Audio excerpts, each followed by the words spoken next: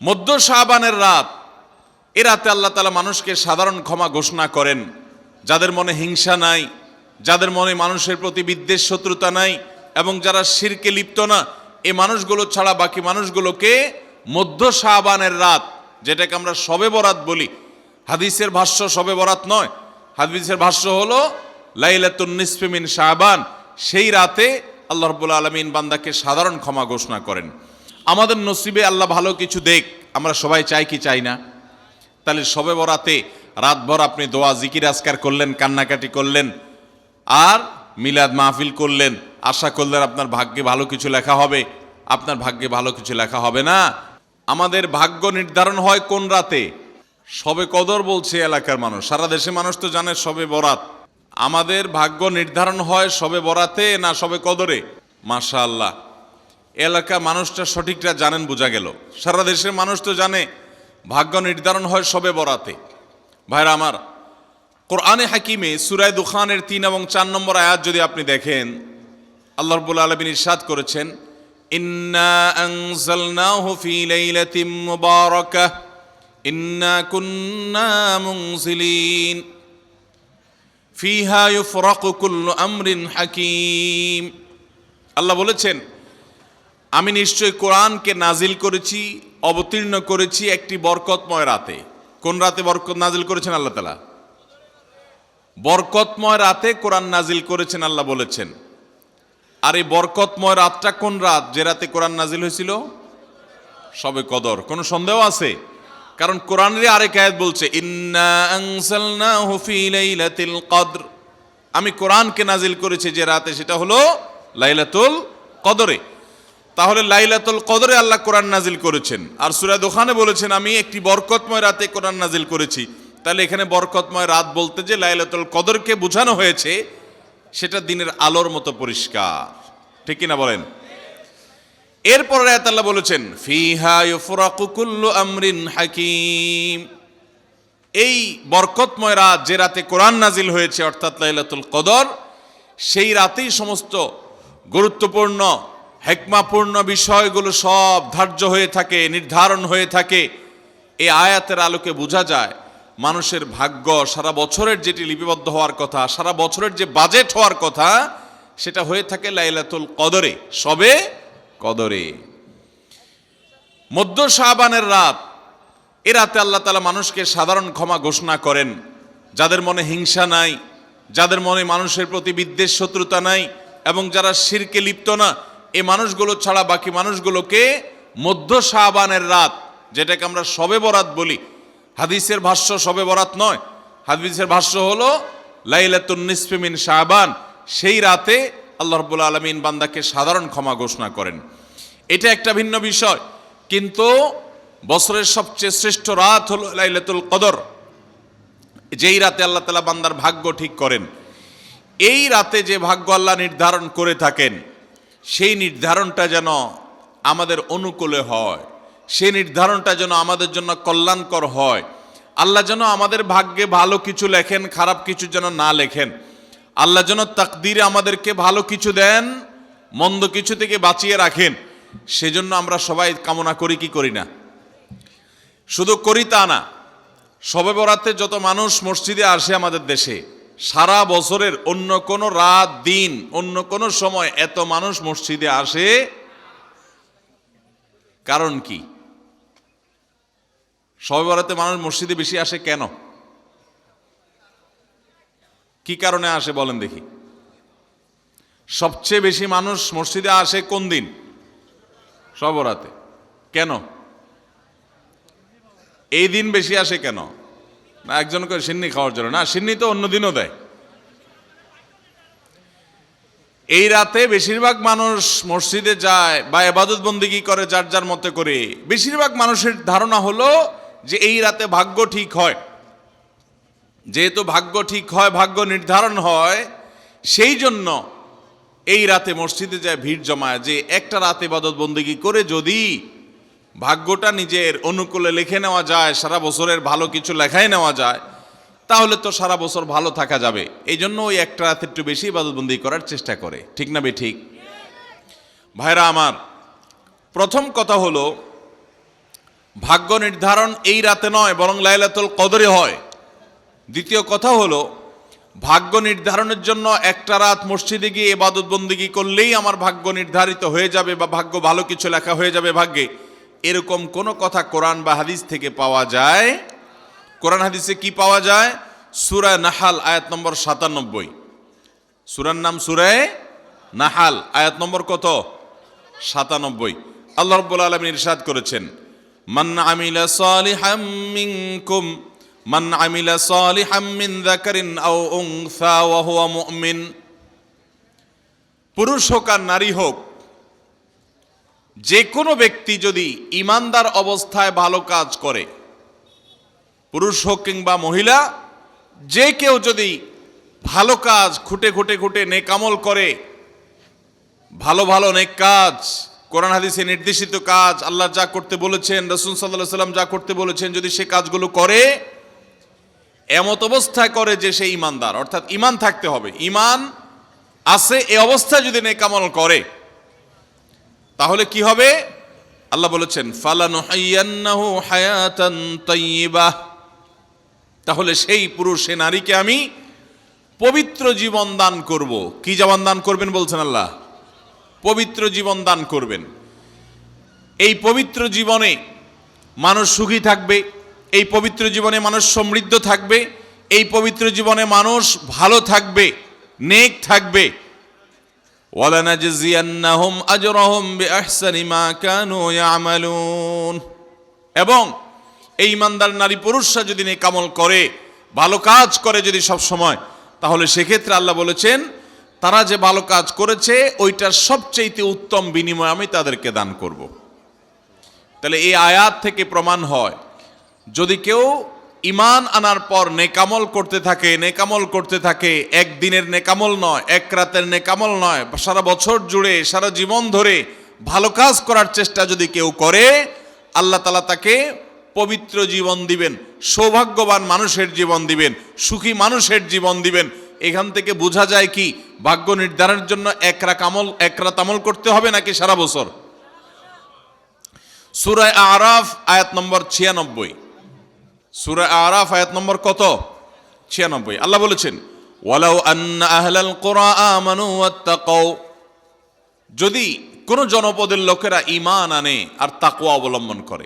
তাকওয়া কি? তাকওয়া হলো আল্লাহর ভয়ে সে আল্লাহর নির্দেশগুলো মানে আর হারামগুলো বর্জন করে। এরকম যদি কেউ করে, লাফাতাহনা আলাইহিম বারাকাতিম মিনাস সামাই ওয়াল আরদ, আল্লাহ বলেছেন তাহলে ওই ব্যক্তিকে আসমান এবং জমিন থেকে সমস্ত বরকতসমূহের দুয়ার সবগুলো তার জন্য খুলে দেওয়া হবে। তাহলে বোঝা গেল মানুষের জীবনে বরকত নাজিল হবে, মানুষ সুখে থাকবে, ভালো কিছু তার তাকদিরে লেখা হবে।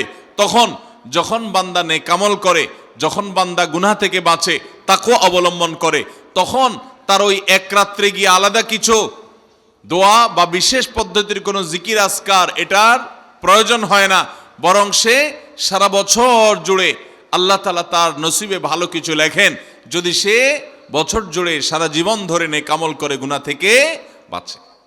ভাইরা আমার, আপনাকে আল্লাহ তাআলা কোনো কলকারখানার মালিক বানিয়েছে, কোনো মিল ইন্ডাস্ট্রি আছে আপনার। ধরুন আপনার বাসায় দুটা মেশিন আছে, সেলাই মেশিন আছে। আপনার যেই মেশিনটা ভালো, এটা দিয়ে আপনার কাজ হয়, প্রোডাকশন হয়, ওই মেশিনটাকে তেল মোবিল আপনি ঠিক মতো দিবেন কি দিবেন না? যেহেতু ওইটা সার্ভিস দেয় আপনাকে, ওখান থেকে আপনার প্রোডাকশন হয়, ভালো কিছু অর্জিত হয়, সেজন্য আপনি অটোমেটিকলি সেটার জন্য বিদ্যুৎ সাপ্লাই দিবেন, গ্যাস লাগলে গ্যাসের সাপ্লাই যে মেশিনের জন্য দরকার সেটা দিবেন, তেল মোবিল যা যা দেওয়া দরকার সেটা দিবেন, নষ্ট হলে সাথে সাথে ওটা ঠিক করাবেন, যা যা দরকার সব ব্যবস্থা আপনি করবেন। কারণ মেশিনটা আপনার প্রোডাক্টিভ, মেশিনটা আপনার প্রোডাকশন দিচ্ছে, এখান থেকে ভালো কিছু পাওয়া যাচ্ছে, সেজন্য আপনি এটা দিবেন। আরেকটা মেশিন যদি হয় যে মেশিন থেকে আপনার কোনো সার্ভিস আপনি পান না, প্রোডাকশন দেয় না, মেশিনটা নষ্ট হয়ে অকেজো হয়ে পড়ে আছে, তাহলে ওই মেশিনে কি আপনি বিদ্যুৎ সাপ্লাই দিবেন? ওখানে কি আপনি অন্য যা দরকার আছে তেল মোবিল নিয়মিত দেওয়া, এগুলো কি আপনি করবেন? করবেন না। হ্যাঁ, ওইটার জন্য মাসে মাসে কিস্তি যদি দেওয়ার দরকার হয় আগে থেকে কেনা থাকে, তাহলে আপনি কিস্তি পরিশোধ করবেন। অন্য কিছু আগে থেকে করা দরকার আছে সেটা আপনি করবেন। আল্লাহ রাব্বুল আলামিন ঠিক একইভাবে তার যে বান্দারা তার অনুগত থাকে, তাকওয়া অবলম্বন করে, হারাম থেকে বাঁচে, গুনাহ থেকে বাঁচে, ফরজ কাজগুলো করে, আল্লাহ তাআলা তার সেই বান্দাদের জন্য ভালো কিছু তাদের তাকদীরে লিপিবদ্ধ করেন, তাদের জন্য নসিবে ভালো কিছু রাখেন, তাদেরকে সুখের জীবন দান করেন, সৌভাগ্য দান করেন। আল্লাহ তাআলা প্রকৃত প্রশান্তি মনের সেটা দান করেন আল্লাহর ইমানদার এবং নেককার বান্দাদেরকে, আমলে সালেহ কর্মওয়ালা বান্দাদেরকে, মুত্তাকি পরহেজগার বান্দাদেরকে। আর যারা আল্লাহর এই আনুগত্য করে না, যারা আল্লাহ রাব্বুল আলামিনের প্রতি ঈমান আনে না, যারা নেক আমল করে না, যারা তাকওয়া অবলম্বন করে না, এই মানুষগুলো তাদেরকে আল্লাহ তাআলা ওই দুনিয়াতে বেঁচে থাকার জন্য, আর দুনিয়া সিজনুল মুমিন ওয়া জান্নাতুল কাফির হাদিসে আসছে, দুনিয়া হলো ইমানদারের জন্য জেলখানা আর কাফিরের জন্য, ইমানদারের জন্য হলো জেলখানা আর কাফিরের জন্য জান্নাতের মতো যা খুশি করতে পারে। আল্লাহ তাআলা তাকে কিছু রিজিক দিয়ে বাঁচায় রাখেন, কিন্তু এই রিজিকের কোনো মূল্য আল্লাহর কাছে নাই। নবী করিম সাল্লাল্লাহু আলাইহি সাল্লাম বলেছেন, যদি দুনিয়া এবং দুনিয়ার মধ্যে যা কিছু আছে এগুলো যদি মাছির ডানার মতো মূল্য রাখতো, তো আল্লাহ তাআলা দুনিয়াতে আল্লাহর প্রতি অবিশ্বাসী কাউকে এক ঢোক পানিও পান করতে দিতেন না। এখান থেকে বোঝা গেল এই দুনিয়ার যত কিছু আমরা ভোগ করি এগুলো আল্লাহ রাব্বুল আলামিনের কাছে এগুলো 2 পয়সার কোনো দাম নাই। বিশেষ করে যারা আখিরাতে বিশ্বাসী না, যারা আল্লাহর প্রতি ঈমান নাই, সে কাফেরদের জন্য এগুলো আল্লাহ তাআলা দিয়ে থাকেন, কারণ এগুলো সামান্য সময়ের ভোগ, অনন্ত অসীমকালের সুখ এবং দুনিয়ার প্রকৃত প্রশান্তি, এটা আল্লাহ শুধু তার ঈমানদার বান্দাদের জন্যই বরাদ্দ করে রেখেছেন। তো এই আয়াত থেকে, হাদিস থেকে বোঝা যায় যে ঈমানদাররা যখন নেক আমল করবে তাদের জন্য আল্লাহ তাআলা নসিবে ভালো কিছু দিবেন, তাদের জন্য আল্লাহ তাআলা তাদের ভাগ্যে ভালো কিছু দিবেন, তাদের ভাগ্য সুপ্রসন্ন হবে। আর যদি কেউ বদামল হয় তাহলে আল্লাহ রাব্বুল আলামিন তার জন্য প্রকৃত প্রশান্তি, আসল সুখের ঠিকানা, সেটা আল্লাহ তাআলা তাদেরকে কখনো দিবেন না। মুহতারাম হাজরিন, অতএব আমরা যদি চাই আমাদের ভাগ্যে ভালো কিছু লেখা হোক, তাহলে প্রথম কাজ করতে হবে আমাদেরকে নেক আমল করতে হবে। ঈমান আনার পর কি করতে হবে? নেক আমল করতে হবে। আল্লাহ আমাদের সবাইকে সে তৌফিক দান করুন। ঈমান আনার পর ভালো কাজ করতে হবে, নেক আমল করতে হবে। আমরা যদি ঈমান আনার পর নেক আমল করি, ভালো কাজে লিপ্ত হই, তাকওয়া চর্চা করি, তাহলে আল্লাহ রাব্বুল আলামিন আমাদের ভাগ্যে ভালো কিছু রাখবেন। এই ব্যাপারে একজন ঈমানদারের ঈমান মজবুত থাকতে হবে। আরেকটা উপমা নেই আমরা। ধরুন একজন জনপ্রতিনিধি, ওনার যারা প্রচার প্রচারণা করে, ওনার পক্ষে যারা মানুষের কাছ থেকে ভোট কালেকশন করে, সংগ্রহ করে,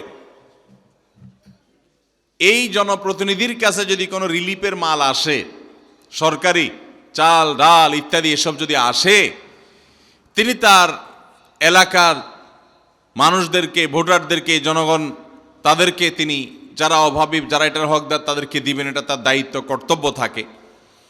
যদি তার কোনো আগে থেকে তার দলের কোনো কর্মী থাকে, নির্বাচনের সময় তার অনুগত কোনো মানুষ থাকে যে তার পক্ষে কাজ করছে অনেক বেশি, তো এই লোকটার যদি রিলিফের দরকার হয়, সে কি ওই চেয়ারম্যান সাহেবের কাছে আর জনপ্রতিনিধির কাছে ধর্ণা দিয়ে আলাদা পিছনে আপনার লাইন ধরে ঘুরতে হবে? তার অটোমেটিক তাকে দেয়া হবে, কারণ সে আগে থেকেই তার লোক। অতএব অন্য 10 জন যদি পায়, এই লোক বরং তারও আগে পাবে।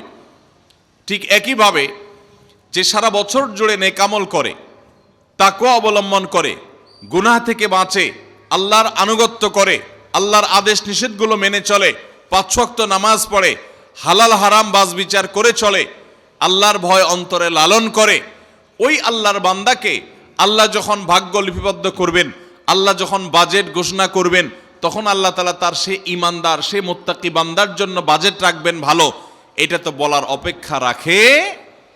অতএব ভাগ্য সুপ্রসন্ন হওয়ার জন্য, ভাগ্যে ভালো কিছু লেখা হওয়ার জন্য এক রাতের ইবাদত নয়, এই সমস্ত আয়াত, হাদিস, উপমা থেকে আমরা বুঝাবার চেষ্টা করছি যে আমাদেরকে করতে হবে সারা বছর জুড়ে ভালো কাজের চর্চা, নেক আমলের চর্চা। তাহলে আমরা নেক আমলের মাধ্যমে আল্লাহ রাব্বুল আলামিনের কাছ থেকে ভালো কিছুর ফয়সালা পাবো ইনশাআল্লাহ। মুহতারাম হাজরিন, আমরা অনেকে দোয়ার জন্য অনেক অস্থির হই, পেরেশান হই যে অমুক হুজুর যেন আমার জন্য একটু দোয়া করে দেন, ইমাম সাহেব আমার জন্য একটু দোয়া করে দেন। বড় কোনো আলেম পাইলে আমরা দোয়ার জন্য অনেক চেষ্টা করি যে ভাই আপনি একটু আমার জন্য দোয়া করে দেন। এটা ভালো, এটা খারাপ কিছু না। আমরা যারা এক রাতে আমল ইবাদত করে আমাদের ভাগ্যের ভালো কিছু লেখানোর জন্য চেষ্টা করি, আমি সেই ভাইদেরকে বলতে চাই, সারা দুনিয়ার সমস্ত ভালো মানুষ, সকল নেক মানুষ, এমনকি মক্কা মদিনার ইমাম সাহেবরা, হারামাইনের ইমাম খতিবগণ, সারা দুনিয়ার সকল আল্লাহওয়ালা নেককার এবং ভালো মানুষ যারা আছেন, আব্দে সালেহ যারা আছেন, আল্লাহর ওলি যারা আছেন, তাদের সবার দোয়া আমরা পাইতে চাই। একটা সহজ উপায় আছে, সেটা কি? এই এতক্ষণ যেটা বললাম, অর্থাৎ আপনি যদি নিজেকে ভালো মানুষ হিসাবে গড়ে তোলার জন্য চেষ্টা করেন, আপনি 5 ওয়াক্ত নামাজ পড়বেন, আল্লাহর হুকুম মতো চলবেন, আপনি হারাম থেকে বাঁচার জন্য সংগ্রাম যুদ্ধ চালাবেন, আপনি হক হালালি চলার চেষ্টা করবেন, আপনি তাকওয়ার উপরে চলার চেষ্টা করবেন। যদি আপনি এটা করেন তাহলে অটোমেটিকলি সারা দুনিয়ার সমস্ত নেককার মানুষদের দোয়া একবার না, বারবার বারবার হাজার হাজার লক্ষ লক্ষবার আপনি পেতে থাকবেন। কিভাবে? আমরা নামাজের মধ্যে আত্তাহিয়াতু পড়ি কি পড়ি না? এই আত্তাহিয়াতুর মধ্যে একটা কথা আছে, আসসালামু আলাইনা ওয়া আলা ইবাদিল্লাহিস সালিহিন। এর অর্থ কি? এর অর্থ হলো, হে আল্লাহ, নামাজের মধ্যে নামাজরত অবস্থা দোয়া, এখানে দোয়া করছে মুসল্লি, হে আল্লাহ আসসালামু আলাইনা, আল্লাহ আমার প্রতি শান্তি বর্ষিত হোক, আমাদের প্রতি শান্তি বর্ষিত হোক, ওয়া আলা ইবাদিল্লাহিস সালিহিন, এবং আল্লাহর যত নেককার বান্দা আছে সারা পৃথিবীতে, সারা দুনিয়াতে যত নেককার বান্দা আল্লাহর আছে, যারা ভালো কাজ করার চেষ্টা করে, যারা হক হালালি চলার চেষ্টা করে, যারা হারাম উপার্জন করে না, যারা হারাম জিনিস দেখে না, হারাম জিনিস ধরে না, হারাম খায় না, হারাম কথা বলে না, হারাম জায়গায় যায় না, হারাম কাজ করে না, 5 ওয়াক্ত নামাজ পড়ে, যাকাত ফরজ হলে যাকাত দেয়, হজ ফরজ হলে হজ করে, রমজান আসলে রোজা রাখে, সকল ফরজ কাজগুলো করে, এক কথায় কোরআন হাদিসকে মেনে চলার চেষ্টা করে যারা, তার জীবনের অক্ষরে অক্ষরে প্রতিটা পদক্ষেপে, এদেরকে বলা হয় নেককার বান্দা। নামাজে আত্তাহিয়াতে প্রত্যেকটা মুসল্লি সারা পৃথিবীর সমস্ত প্রান্ত থেকে আল্লাহর কাছে দোয়া করে, আসসালামু আলাইনা ওয়া আলা ইবাদিল্লাহিস সালিহিন, আল্লাহ আমাদের প্রতি তো শান্তি বর্ষিত করবেনই, সেই সাথে আপনার নেককার বান্দা যারা আছেন, যা সারা দুনিয়াতে, এই সকল নেককার বান্দাদের প্রতি আপনি শান্তি বর্ষিত করেন। এই দোয়া প্রত্যেকটা মানুষ নামাজের মধ্যে করে কি করে না? তাহলে আপনি যদি নিজেকে নেককার বান্দা হিসাবে শামিল করতে পারেন, আপনি যদি নিজেকে আল্লাহর হুকুম এবং আল্লাহর আনুগত্য কর্ণওয়ালা মানুষ হিসাবে গড়ে তুলতে পারেন, তাহলে অটোমেটিকলি আপনি সারা দুনিয়ার সমস্ত নেককার মানুষদের দোয়া পেয়ে যাবেন। আল্লাহ আমাদের সবাইকে সে তৌফিক দান করুন। ভাইরা আমার, নেককারদের জন্য অটোমেটিকলি দোয়া হয়। শুধুমাত্র আল্লাহর নেককার বান্দা মানুষরা না, ফেরেশতারা দোয়া করে। আল্লাহর সকল নেককার মানুষদের দোয়া আমরা অটোমেটিক পাবো। তাহলে আমাদের ভাগ্যে যেন ভালো কিছু লেখা হয়, তার জন্য আমাদের যে আমলটা করতে হবে তা হলো আমলে সালেহ। সারা বছর জুড়ে, সারা জীবন জুড়ে আমাদেরকে খুঁটে খুঁটে খুঁটে কোনটা কোনটা ভালো কাজ সেগুলো করার চেষ্টা করতে হবে, কোনটা কোনটা খারাপ কাজ, গুনাহের কাজ, সেগুলো থেকে বাঁচার চেষ্টা করতে হবে। তাহলে আমাদের ভাগ্যে ভালো কিছু লেখা হবে ইনশাআল্লাহ। তাহলে এইটা একটা আমল পেয়ে গেলাম, যেটার মাধ্যমে আমাদের ভাগ্যে ভালো কিছু লেখা হবে। আমলটা হলো কি? সারা বছর জুড়ে, সারা জীবন জুড়ে আমাদেরকে খুঁটে খুঁটে আল্লাহর হুকুম কোনটা সেটা মানতে হবে, আল্লাহ কোনটা নিষেধ করেছেন সেটা থেকে বেঁচে থাকতে হবে। এই কাজ যদি অব্যাহত রাখি, আমাদের নসিবে ভালো কিছু এমনিই হবে ইনশাআল্লাহ। নাম্বার 2, সহিহ বুখারীর একটি হাদিস থেকে আমরা আমাদের নসিবে ভালো কিছু আল্লাহ তাআলা লিপিবদ্ধ করবেন এরকম একটি আমলের কথা আমরা জানি। সকল সাধারণ নেক আমলের মধ্যে সেটা শামিল আছে, এটাকে আলাদা করে নবী সাল্লাল্লাহু আলাইহি সাল্লাম বলেছেন। সেটা কি? তিনি বলেছেন, মান সাররাহু আন ইউবসাতা লাহু ফি রিজকিহি আও ইউনসা লাহু ফি আথারিহি ফালইয়াসিল রাহিমাহু লাহু আন ইউবসাতা লাহু ফি রিজকিহি আও ইউনসা লাহু ফি আথারিহি।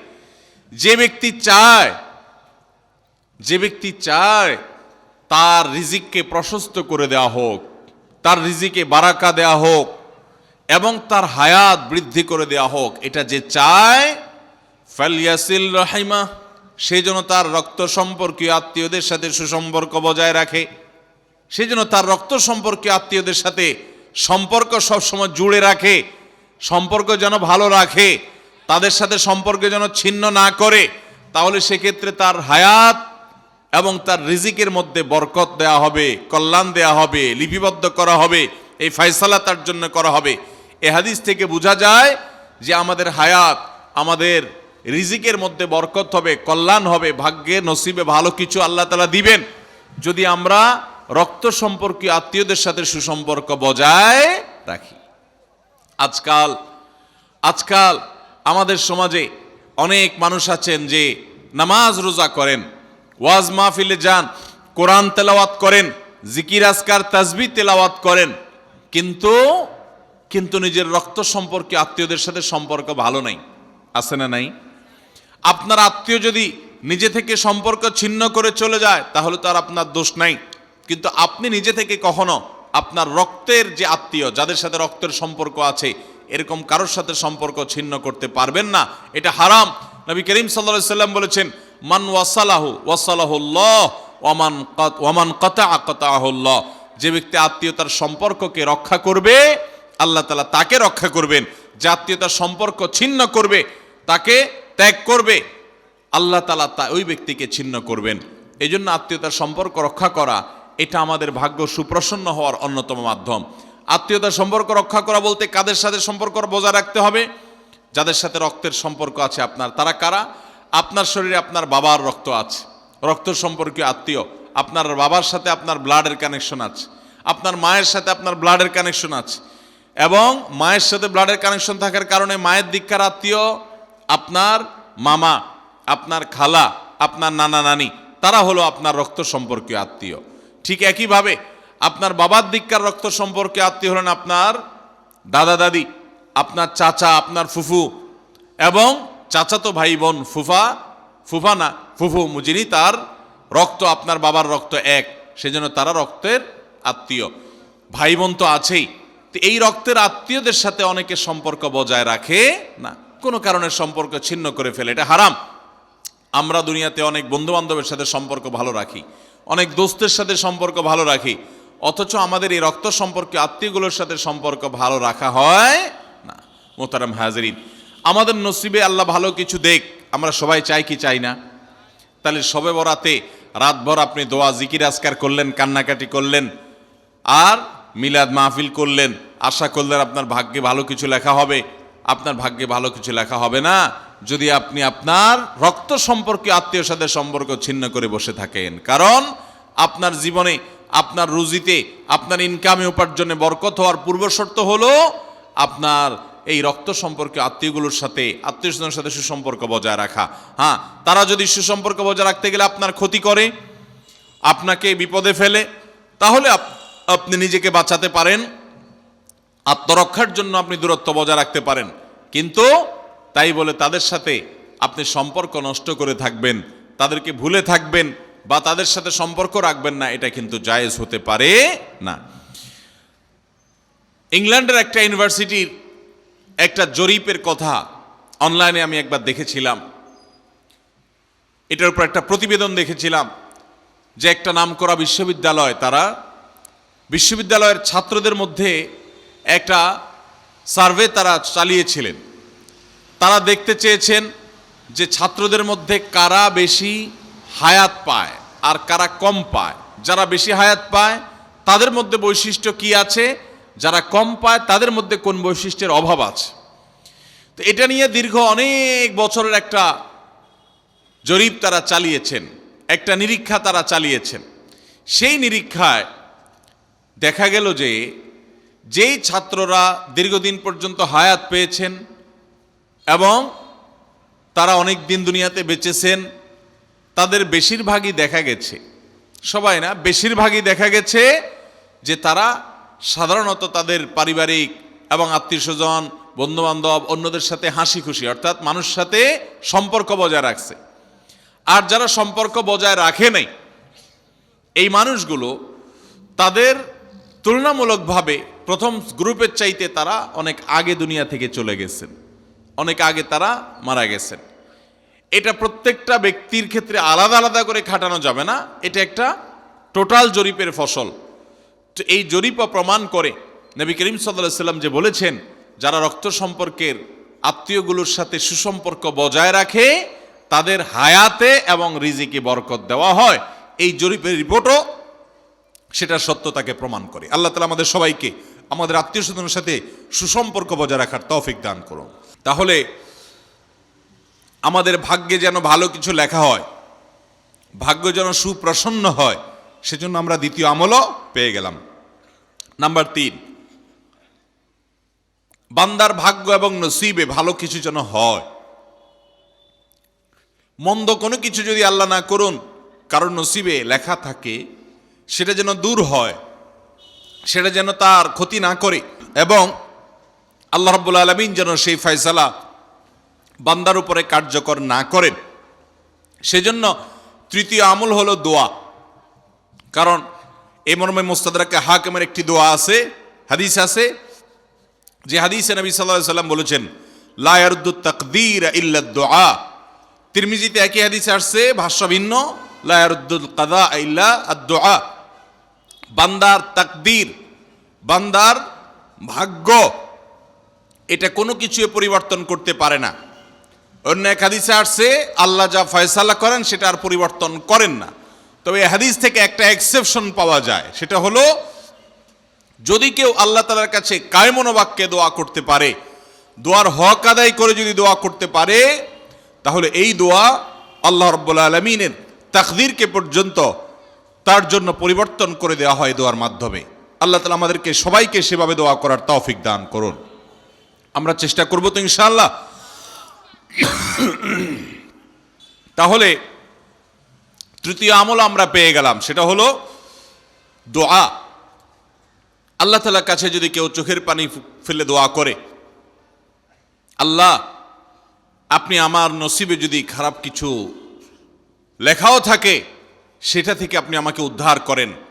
যদি কেউ দোয়ার হক আদায় করে দোয়া করতে পারে, দোয়া কবুলের জায়গাগুলোতে দোয়া করতে পারে, যথাযথভাবে দোয়া করতে পারে, দোয়ার শর্ত পূরণ করে দোয়া করতে পারে, কায়মনোবাক্যে দোয়া করতে পারে, চোখের পানি ফেলে দোয়া করতে পারে, দোয়া এত বড় অস্ত্র, দোয়া এত বড় মাধ্যম, দোয়া এত বড় একটা উপায় যে এটা দিয়ে আল্লাহর লিখন, আল্লাহর তাকদীর, এটা আল্লাহর কাছ থেকে পরিবর্তন করিয়ে আনা যায় এই দোয়ার মাধ্যমে। অথচ এই দোয়াও আমরা বেশি মানুষ করতে পারি না। আমরা হুজুরদের দিকে চায় থাকি যে হুজুরদের সাথে আমরা শুধু আমিন আমিন বলবো, নিজেরা আল্লাহর কাছে দোয়া করবো এটা আমরা জানি না। অথচ আল্লাহ বলেছেন, উদউনি আস্তাজিব লাকুম, তোমরা আমার কাছে দোয়া করো, আমি তোমাদের দোয়া কবুল করব। অতএব ভাইরা আমার, আমরা আল্লাহ রাব্বুল আলামিনের কাছে আমাদের ভাগ্যে যেন ভালো কিছু লেখা হয়, সেজন্য আল্লাহর কাছে বেশি বেশি করে দোয়া করব। এবং আমাদের তাকদীরে যদি কোনো ক্ষতিকর কিছু থাকে তো সেটা যেন আমাদের ক্ষতি না করে আল্লাহ রাব্বুল আলামিন যেন আমাদের প্রতি রহম করেন, এই মর্মে আমরা যদি দোয়া করি তো দোয়ার মাধ্যমে আল্লাহ তাআলা তাকদীরও পরিবর্তন করে। অবশ্য তাকদীরের মধ্যে দুইটা প্রকার আছে, একটা তাকদীরে মুবরাম আর একটা তাকদীরে গায়রে মুবরাম। তাকদীরে গায়রে মুবরাম যেটা, সেটা তাকদীর দোয়ার মাধ্যমে ফয়সালা আল্লাহ পরিবর্তন করেন। মুবরাম যেটা পরিবর্তন করেন না, অর্থাৎ যেটা চূড়ান্ত করেছেন আল্লাহ তাআলা আগে থেকে, সেটা পরিবর্তন করেন না। তবে বান্দার হায়াতের ক্ষেত্রে কোন কোন হাদিস থেকে জানা যায় আল্লাহ রাব্বুল আলামিন কোন নেক আমলের ফলে দোয়ার মাধ্যমে আল্লাহ রাব্বুল আলামিন অনেক সময় সেটাতে পরিবর্তন করেন এবং সেটাতে বারাকা দান করেন।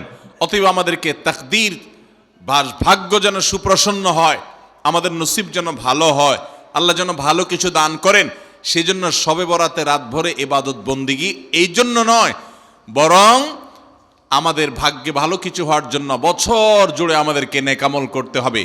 এক রাত ইবাদত বন্দি করলেন, সারা বছর কোন নফল নামাজ, ফরজ নামাজ, অন্যান্য ফরজ কাজ করলেন না, আর আপনি আশা করলেন যে আল্লাহ আপনার জন্য ভাগ্যে ভালো কিছু লিখে দিবে, এটা সঠিক নয়।